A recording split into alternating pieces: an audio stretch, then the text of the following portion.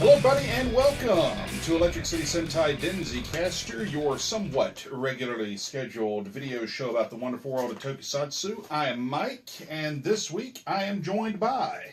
American Black Man Chris Brown. I am Joe Gibson's homeboy, Josh. Woot woot! We've missed that on this show, folks. Good to be back, America. Yeah. Should be noted that Chris now is not simply America's favorite black man. He is the host of 8-Star Anime here on the ECS network, so check that show out. It airs here every other Friday on the network if you haven't seen it yet. So, right now, though, this is actually oddly appropriate because, folks, I want you to know that y'all have done this to us. You know what you did. Yeah. Far and away, the most popular video on our channel, and I don't know how, is a one-episode review that Josh and I did with Andrew of Johnny Sokko and His Flying Robot. One of our listeners and viewers, whose screen name is Soft Dorothy, wrote a lengthy comment on that video for us, which I'm actually going to go ahead and read, because it gives a little bit of background and history that we didn't necessarily go into in the original video. Independent networks were sold shows like Johnny Sokko and His Flying Robot because they were cheap. They were low-budget and dated TV programs from Japan that brought to the U.S. for syndication, poorly dubbed, and then marketed to small networks. They were awesome. This is Soft Dorothy's opinion. Johnny Sokko, in my mind, still holds up. Sure, the effects are atrocious. The costuming of the bad guys, corny. The monster suits are obvious and reused in following episodes. Hey, didn't they kill that guy already? But it made up for it not only in the sheer fun of episodes, but in some of the relationships and larger story arc of the robot becoming almost human. The premise is brilliant: good versus evil, white hats versus black hats, robots versus monsters, and in the center of it all, a kid that is the only one on the planet who can control the giant, powerful, but ultimately lovable robot. The whole fantasy of empowerment that this gives to their target audience. The commander in the show is something of a father figure for Johnny. His partner Jerry is like an older brother you wish you had. And the robot with a heart arc is well done. Earlier episodes have the robot very mechanical, obedient only to Johnny's explicit commands. Later, the robot seems to operate with less direction from Johnny, more autonomous, even in one episode going against his programming and taking an order not from Johnny, but from Johnny's friend Mari. And of course, the final episode of the series has the robot disobeying a direct order from Johnny for reasons I won't spoil. So, based on the fact that that video, as of the day we are recording this, has 853 views on our channel. Yeah. Pretty amazing, actually. And we have received an impassioned response and comment to one of these. We are going to review the entire series. It is going to get the full Denzicaster treatment. If you want to see what we thought of episode 1, go back and watch that episode. But today we are covering episodes 2 through 4 of Johnny Sokko and His Flying Robot. I have notes that I printed out just so I would be able to keep the episode straight. So, let's go through these real quick. Chris, by the way, walked in the midst of episode 3. We're going to call it the way it is, folks, and we're going to get some first impressions before we go through the episodes here. This show, if you look at it from today's standards, is bad. It just simply is. The effects are bad. The dubbing is bad. The music is bad. The stories, oddly, are not full of plot holes, which is weird for a Tokusatsu show sometimes. But, you know, there's a plus. There's a plus somewhere. I want to touch on that a little bit when we get to episode 4 about the level of sophistication of the story of this show. And there are certain concepts in the show that just make no bloody sense, even by the standards of a Tokusatsu show. But I've always said this, you can never judge a show by today's standards. You have to judge it by the standards of the era in which it was made. Yeah. Yep. So judging Johnny Sokko and His Flying Robot, or by its Japanese name, Giant Robo, which it's based on the manga and the anime that came later, is perhaps the better known Giant Robo adaptation.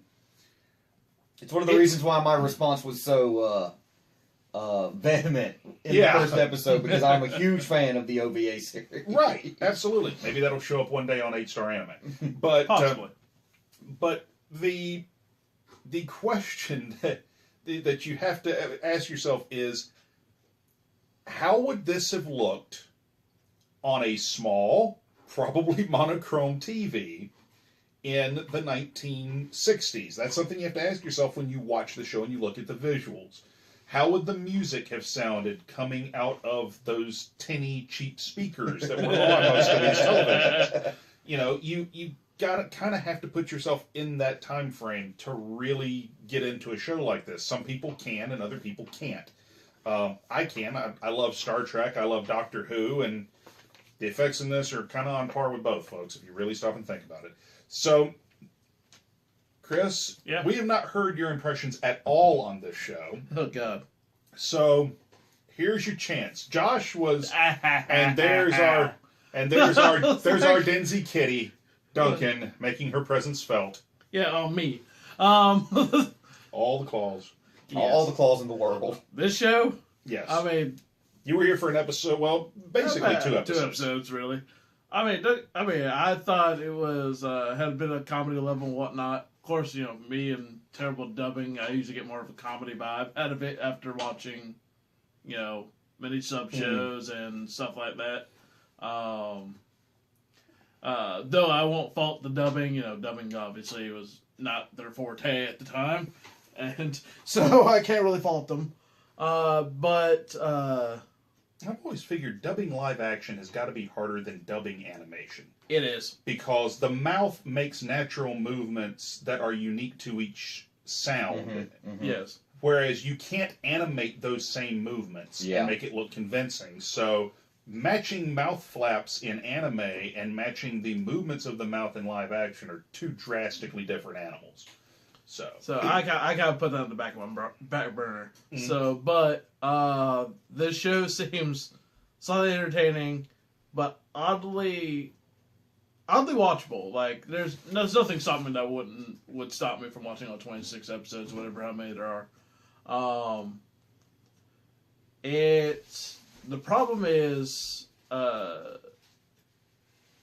as there's not as many plot holes for a Tokusatsu show, which is unusual. There's a lot of inconsistencies that bug the living crap out of me. I can see that. Yeah. And so, and I guess that's where I kind of fall out of love with it a little bit. Only for the sheer fact that we get like, what was it, like, I guess in terms of like U3, U7, whatever, I can't remember everyone's names. U3 is Johnny Sokko himself. And U7 is Jerry. Is Jerry Mano. Okay. So, the thing about it is, like, they're sitting there telling the kid, oh, wait, you know, we're in the middle of this war zone, you know, we're up close in the action, you know, explosions everywhere, monsters going rampant, you know, all this other kind of stuff. And then, I think like the beginning of like episode 4, they're like, we're going to take a trip to the desert. Hey, I want to go. You can't go. It's too dangerous, Johnny. I'm thinking to myself, like, what? What? Well, we will get there when we get there. But I'm just putting that as a reference. And I'm just thinking to myself, like, why? But it's those type of things that bug me more than the action, more than the dubbing. Like, I can sit through all that and enjoy the show. Because, you know, I expect it for something that came out of the 1960s. So, other than that, base first impressions, I think the show has potential. I mean, it's the early stages of the show, and there's a bit ways to go before I could really say, was this, you know, thumbs up or ultimate thumbs down. So, granted, our guest who wrote the lengthy comment, you know, obviously is a big enthusiast on shows of this particular nature. Dorothy seems to really like Johnny Sokko. Yeah. And, hey, there is absolutely no issue there, because I will say this, it's fun. Yes. I'm getting that. It's a fun show. Josh, your thoughts in general now that we've seen more than one episode. I would actually have to say that the second episode I enjoyed it considerably more than the first one. Yeah. And the fourth one is actually a fairly plot-wise sophisticated villain plan. Yeah, it's one thing where, talking about the plot holes in these shows, in the average Tokusatsu show, the villain at some point is going to come up with an evil scheme that has a plot hole so big you could drive a semi through it. Yep. and when we get to some of these, Little Shop of Horrors aside, which we're going to get there. Yeah. It's happening. They actually come up with some interesting, sophisticated plots. Mm-hmm. And the fact is they actually have like a whole, like, the lore of the show where they actually start talking about like the other branches of the Unicorn organization, and then they reveal that like Unicorn Arabia got wiped out by a gargoyle. Mm-hmm. So, real quick general idea, if this is the first episode you're watching us talk about Johnny Sokko, the basic plot of Johnny Sokko / Giant Robo. And we will be using the Johnny Sokko names for everyone because that's what we're watching. And you can watch this, folks, on Hulu. We always encourage here, whenever possible, watch the domestic release of something. It's available on Hulu. There's also a box set of it available through Shout Factory, so check it out. The basic plot is there is a giant robot that has been constructed for whatever purpose, controlled by a wristwatch. Whoever speaks to the robot first, that voice print is embedded upon the robot, and that is the only voice print the robot will ever identify as its leader and commander and its master. And the wristwatch gets stolen by this punk kid named Johnny, who basically talks to the robot, wow, isn't that cool? And boom. So now Johnny Sokko controls the giant robot, who has no name. It's just giant robot. The Unicorn organization is basically an international super secret spy organization, so bog standard plot there's, Control or MI5 or whoever. And then the bad guys are Gargoyle, who have their origins apparently from outer space. The Gargoyle gang is led by Cthulhu, Guillotine, who resides in a UFO at the bottom of the Pacific Ocean. Lives in a UFO under the sea. So he's either Cthulhu or Davy Jones. We haven't figured it out yet. The jury's out. So, and ultimately they realize we have to blow up the giant robot in order to defeat Unicorn and save the world. Or in this case, take over the world. The giant robot's got to save the world. And only Johnny can control it, so Johnny becomes the world's youngest secret agent. And coincidentally, apparently the world's most competent secret agent. So, well, when you're next to Jerry, it's not hard to be the world's most competent secret agent. True. Jerry is the worst secret agent I have ever seen. Is Jerry's purpose in this show to make Johnny look competent by comparison, just by standing next to him? I think so. Probably. It works. It's... Everybody has a Jerry. Fact. So, episode 2 is called Nucleon, the Magic Globe. You missed this one. Yeah. A meteor has crash-landed on a mountainside. When scientists are sent to investigate, it awakens and threatens the entire countryside. U3, Johnny Sokko, and the newly anointed U3, Jerry Mono, and the newly anointed U7, Johnny Sokko, are sent to intercept but are no match until they summon the giant robot. So, we get introduced to Spider a little bit further, and his ridiculous Nazi hat. Well, he's the leader. He's got to have a big hat. True. We get to see more of Emperor Guillotine. And this episode, the effects were better. They were. The acting was better. And it's very hard to judge the actual physical acting in the show, I think, because we're not hearing their voices, we're hearing the voice actors. But I think the voice actors were better. For 1960s TV, I was very impressed by some of the composites and scaling shots they did. I really enjoyed one thing the episode that we both thought when we watched it was the fact that they had this whole thing of tanks trying to shoot down Nucleon. Yeah. And it was decent, like, tank effects. Oh, yeah. For like an old show. being in high definition does this show no favors whatsoever. So, I mean, if you're watching it on a nice flat screen or concave HD TV, then it's going to be painfully obvious that these are motorized model kits. But imagine, and I can because I grew up with one, and Josh is old enough to imagine this too, and Chris probably not. But I grew up with a small black and white TV. And I can imagine watching this on that small, low-resolution black and white TV. That would have looked good. It was very impressive effects. I was not impressed by Nucleon the monster, who apparently was nothing more than a floating limpet mine. That turned into a giant bowling ball. Yes, that turned into a giant bowling ball. That has tow cables. That it can tow and fly around. I like to refer to them as Nucleon's grabby hands. Yes, Nucleon's grabby hands.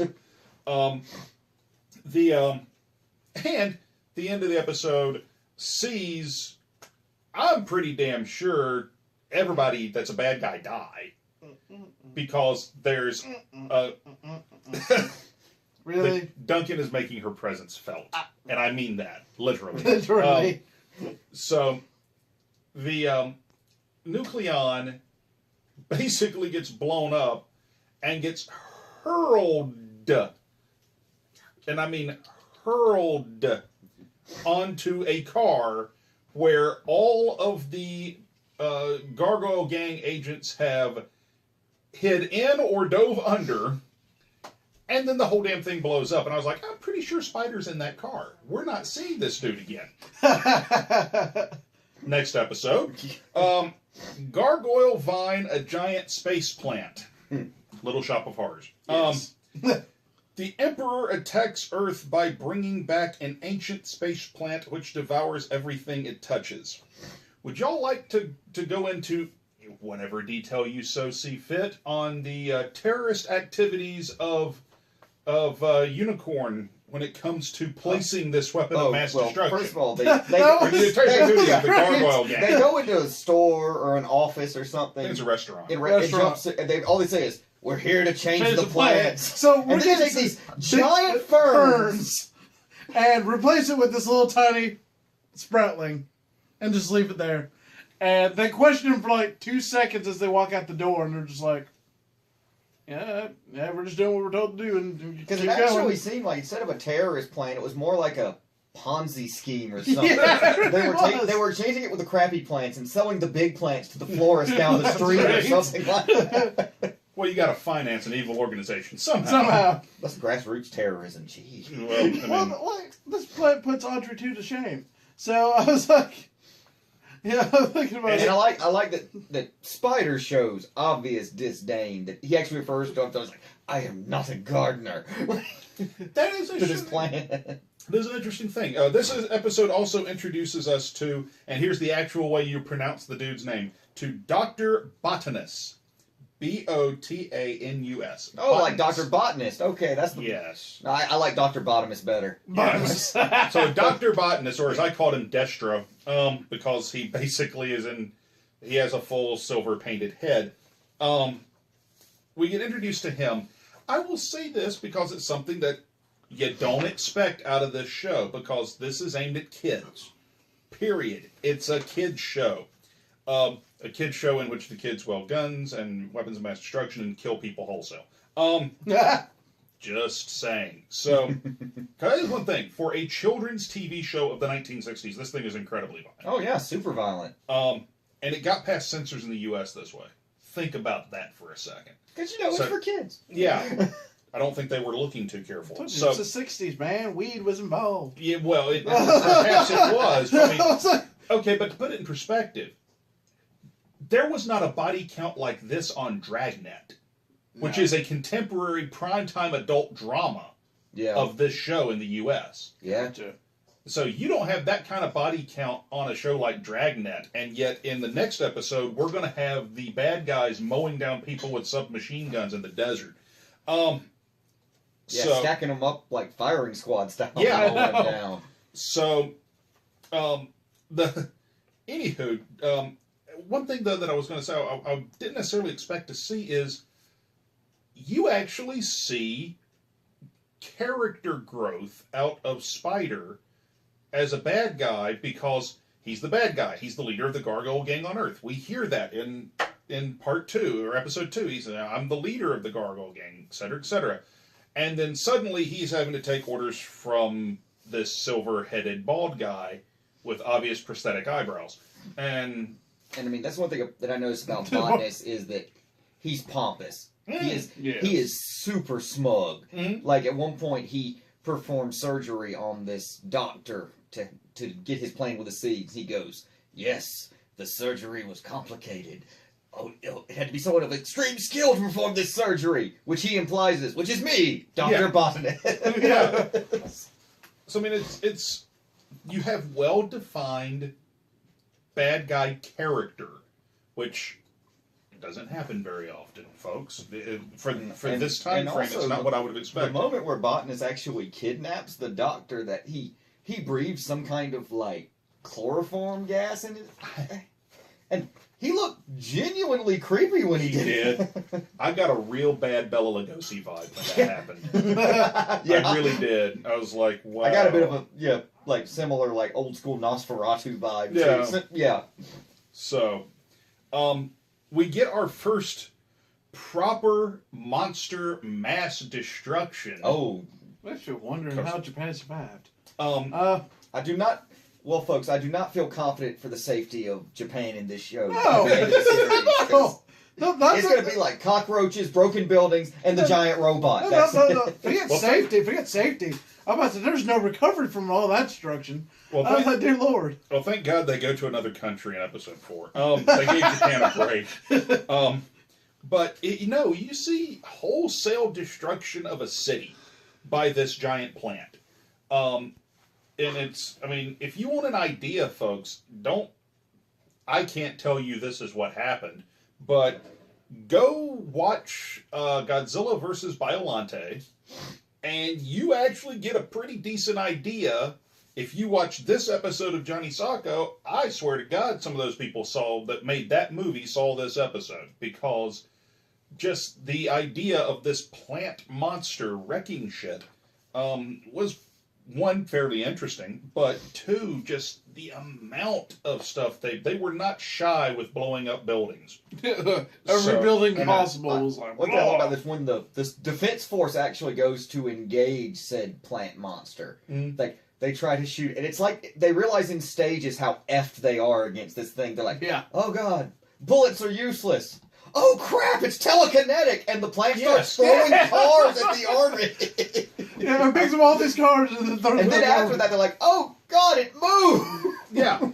So apparently they figure out it's bipedal. I thought it was magnetic at first. Telekinetic probably makes more sense. But regardless, the thing starts moving cars and throwing them at people. But no, not with its plant-like tentacles. No, just up in the air. Yeah. And chuck. It's like, it was the 60s. There were drugs involved. And the only problem I had with that whole fight was Giant Robo finally shows up, says, hey! Property jobs. And gets owned. And I mean, it's not even close. I mean, he gets owned. I mean, real quick. the robot. I mean, like the plant basically just like romper stomps him with all of its like Rasta tentacles. We're talking like the robot walked in as Lesnar, and the plant was like, "Well, time to be Bill Goldberg." Done. And like spear, jackhammer, finish. But it is the most anticlimactic giant robot fight I've ever seen in anything live action, because the finish of this fight, spoiler warning for a 40-year-old TV show. All right. Almost 50-year-old TV show. They get the doctor back, and he's in a coma, and he wakes up, it's like, its weakness is electricity. Yeah, because he knows good and damn well that this thing's attacking the city. But anyway. Yeah. So they figure out that the weakness of this thing is electricity, and its tentacles are all wrapped around Giant Robo to incapacitate it. So they tell Giant Robo, it's weak against electricity. Just touch something electric. And Giant Robo puts its foot on a high-tension wire and blows up the monster. And I'm like, the end. This is the equivalent of if Kurt Angle had had Steve Austin in the ankle lock. Steve Austin reached for the ropes, and Kurt Angle had a heart attack. That was it. That's Steve Austin, master of the dim mark. Yeah. So, I don't know. That part of that episode, I literally did look at the screen and go, that's it? That's the end of the episode? Kaboom! Oh, Blade one blows other up, thing done. is when Botanist reveals his plan to Spider, and Spider Base says, "That's it. Yeah. This is it. This is what what's we're looking at. going to destroy Giant Robot. What? This? The tiny plant." Yeah. It's like, it will grow. He's It's like, like, be "You'll massive. see. You'll see." Even the giant robot will be nothing compared to this. It's like, And then, of course, you must believe. the Gargoyle gang was just like, "Yeah, whatever, buddy." Yeah, pretty much. This is apparently why Guillotine pays you the big bucks. Yeah. Apparently. So that brings us to episode 4, and our last episode for this discussion, this episode of Denzicaster, and that is Monster Ligon Trirox. Wow, that's a mouthful. Monster Ligon plus text. Read that line. Oh, let me see. I'm just gonna look. Monster Ligon Tyrox, comma, a strange monster. Thank you. Okay. There we go. Good man, good man. Emperor Guillotine and Dr. Botanist have summoned a new monster in their attempt to destroy the world and Unicorn. This time, they take the battle to Arabia, where they will destroy the world's oil supply and the giant robo in the process. Now, the part where they say destroy the world's oil supply, I said, wow, that was actually a very villainous I mean, it's a good thing to do. No, I mean, It was like, holy crap. where, I mean, I'm about to say, where forget- Guillotine's like, and we will cripple their economy and make them slaves. Yeah, I was gonna say, forget Japan, we'll just cripple the whole world. And at this point, you're sitting here going, this is Dr. Doom levels of shit. No, I mean, it's like, I was genuinely impressed by this guy's initiative. And then they go capture this guy named Egon. Yeah, you go. Japanese fellow named Egon. And Sure. he invented a special, like, subsonic drill to get at the oil faster. Mhm. And they get him and they freaking gank the drill Yep. Pretty to much. help facilitate blowing up the oil supply. And in this episode, they apparently the Gargoyle Gang has learned the Wyatt Earp method of subdual, which is AKA pistol whipping the hell out of people. Oh, Yes. Because everybody gets pistol whipped in this episode. And it's not just Gargoyle doing the pistol whipping. When they at one point they go into a pyramid and they find Tyrox in there, and they're like, "It's a statue." And Johnny goes up and pulls out a pistol and pistol whips the monster. I'm like, the 10-year-old boy has like a Walther PPK. This is the one, but this is also the episode where I truly think the kid's smarter than the adults on this whole entire show. Well, I mean, it's his show. I know, but still. It's Johnny's show, Chris. Yeah. No. Like, I don't mean like that.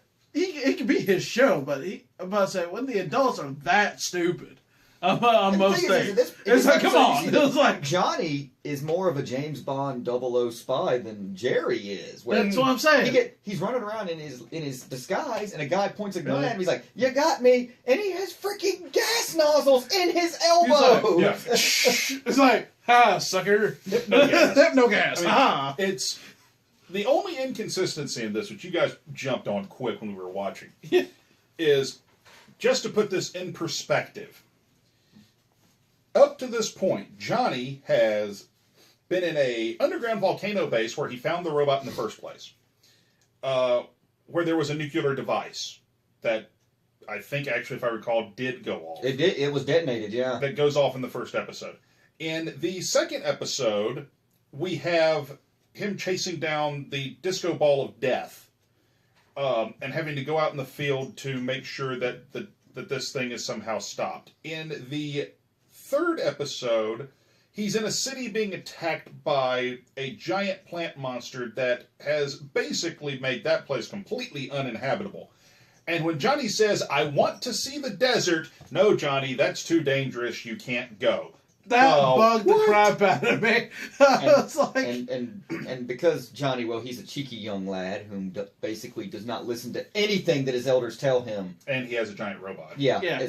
Where Jerry and I think Maury's the female agent. Yeah. They're in the jet. U5. And he looks over and then he sees like Johnny just like, hee knock, knock, knock on the glass. And at that point, I look over at Mike and go, there's something on the wing. Yeah. There's your obligatory William Shatner reference for the year. All I can think of is. And then the thing is that it shows a random gargoyle henchman B, and he's like, good thing I planted that timed bomb on the plane. Yeah, the kid's sitting there like, you three, holy crap, there's a bomb on the plane. He has no binoculars. This kid just eyeballs this tiny bomb attached to the undercarriage of the plane. Right, attached to the stabilizer wing. And I'm thinking to myself, like, okay, and you three knows exactly where Johnny is at. Johnny's at, and he still ignores him, like, eh. Oh, we know he's just like, oh, Johnny, you're such a jokester. And then he's like, no, I'm serious. And there's a bomb on your... Thankfully, Mari's like, huh. And I love it. Jerry's just like, it's fine. You're like, no, eject. And Mari's meeting like, oh, eject. Pushes the eject button, they get out, plane go boom. Boom. So, and then we have the curses foiled again when when Gargoyle realizes, oh crap, the giant robo is there and they're all still alive. So we do have that curses foiled again. I'll get you next time. Gadget meltdown. And there's actually a nice little like spy movie like intrigue moment that goes on where they're in the hotel room and a guy shows up and he claims to be the head of the Unicorn Arabia. Yeah. And then they established this call sign countersign thing and it was Napoleon. Yeah, Napoleon Code 4, and it's. Then they say 806. Yes. And he goes Napoleon Code 4, and he's like, I don't know what that means. And he's like, you're a spy. And then he goes, he's like, you're right. And then he flips the table. and he just runs out the door. But then when he runs out the door, as soon as Jerry runs out the door, another guy in a turban's pointing a gun at him, and him and Jerry get in this knockdown, drag out 70s tastic TV judo fight. And then immediately afterwards, and then the guy that he's beating up goes, Napoleon Code 4. He's like, 806. And he goes, it's the actual head of the Arabian. Oh, hey, man, nice to meet you. I'm thinking, like, oh, wow. Now, just to put this out there, because this is my brain at work. How the hell did that work? Because if you stop and think about it, they look at this guy and go, Napoleon Code 4, and the Arabian guy's like, fuck it, you got me, table flip and run, right? Yeah. What's to say that this other dude in a turban wasn't his partner just waiting outside the door, comes in and looks at them, goes, Napoleon Code 4, fine, awesome, y'all gave me the fighting countersign. Well, actually, I thought at first I was just like, okay, no, this was like a little, I mean, this is basically the thing where he was running out and in whole temp to have his partner shoot one Jerry. Now, granted, when the fake Arabian agent shows up and he's about ready to shoot. Well, real Arabian fake ready to shoot, think he's going to take advantage. And all of a sudden, we see you three go, huh, my badge is also Ninja Star. And I was like, that was probably the best agent thing I think I've seen so far. It is the most useful thing that Jerry has done in the entire 4 episodes. But it was cool. It was really cool. It was kind of cool. You were just like, oh.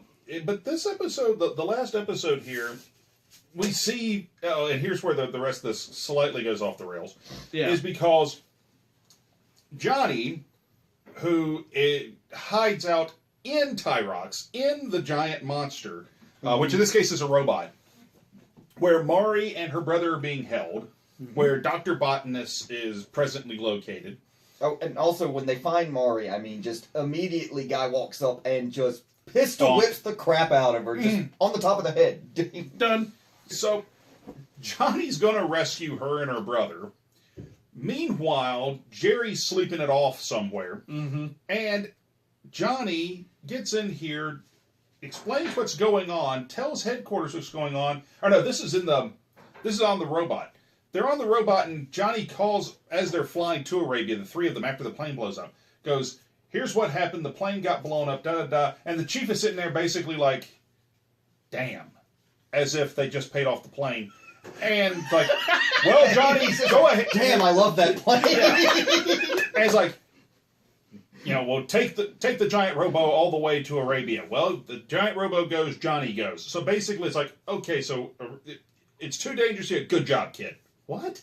I don't get. It's like, so it's inconsistent. I understand that they need the kid in order to take the giant robo and all that kind of stuff. But it's like, why didn't they just do that from the beginning? Just say, all right, you three go, take the robo. Another thing about Johnny is kid picked up jetpack flying real quick. That's in episode 2. But I mean, he does it several times throughout the next few episodes.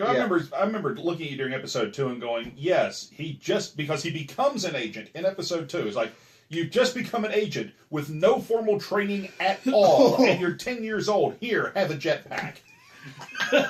And just so you know, folks, this is apparently proper procedure for flying. Yes! You have to hold your arms out like this. That's it. So, all I can think of is, now, I mean, like I said, okay, cool. Now he's sent off to Arabia, and now the next most dangerous thing in the world is he's inside the monster, surrounded by baddies, being told, okay, sit tight, you're doing a good job. Go ahead and rescue your friends. And then I'm thinking like, okay, and then he's like, all right, you need to escape. He's like, no problem. And I'm thinking to myself like, okay, it's just like you're like, F it, he's already there. What am I gonna do now? That's pretty much all. And then there was the fight itself between Giant Robot and Tyrox. It was a lot of really close shots. But I was kind of like, I was watching and thinking to myself like, okay, they're like right on top of each other. It's like, bang, bang, push this. I'm thinking like, okay, and then like when there were wide shots, it was just a few wild haymakers. Well, no, it was basically Tyrox like wailing at nothing. He was swinging a chain weapon that you could barely tell it was a chain weapon, to be honest. But the problem is the way they do the shots is we're not really seeing. Like, even if we did see contact, we're not seeing a whole lot of reaction of like, oh, this chain hurts. Blah, blah, he eventually ties up Giant Robot with the chain. Right. And ultimately, once Johnny gets free and he tells Giant Robo, go to town, and Giant Robo suddenly no-sells everything that Tyrox has done. And this was a chain? Yeah, and proceeds to destroy the giant monster, presumably with Dr. Botanus in it. Yeah. Because all we see is Dr. Botanus going, oh, well, getting jumbled around. Well, interestingly enough, when Botanus playing with the giant plant, the vine failed. Guillotine actually said it's just like, you have failed me. It's fine. Yeah, I give you a pass this time. I don't know. I would have lost a lot of my evil organization street cred if I would have let a dude that fouled up that bad keep going without even menial punishment. To be fair, I don't know how Emperor Cthulhu let the guy with the houseplant get a job, but that's just me. So, when your great evil plan could theoretically be brought to a screeching halt by Roundup. Yeah. I mean, so, closing thoughts, final thoughts on this batch of episodes, guys. We are committed to this at this point. We've got we've got 22 more episodes to go. I got my own show, that'd be all. I am committed to nothing. Well, me and Josh are committed anyway. And actually, I'll watch whatever happens to be on TV, but I was like, but closing thoughts, you want to know? Yeah. Go ahead. I do look forward to seeing the rest of the show. It is entertaining. Though, to be honest, I'm like, probably y'all's and our guests who wrote the lengthy, comment. I'll probably fall in and out of love with this show depending how things go and run down the line. Because I'm always one of those that's like, watching something old, gotta think of something else. Is there anything I can concentrate on that won't make me realize, yes, this is an old show? But, if I ever wind up on your show, I'm bringing the Gundam movies. Like the old 70s. The only problem is, like, old anime is, like, my brain, I'm like, yeah, let's watch. Let's do this. Because I'm used to seeing stuff like the old Lupins and the old, Astro Boys and stuff like that, all the old stuff. I'm thinking, like, cheesy as it is, like, this is entertaining to me.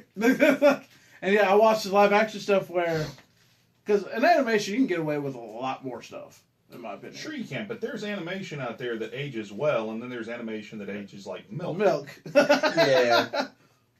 And the same thing can be said for live action, but at least live action had an excuse. Mm-hmm.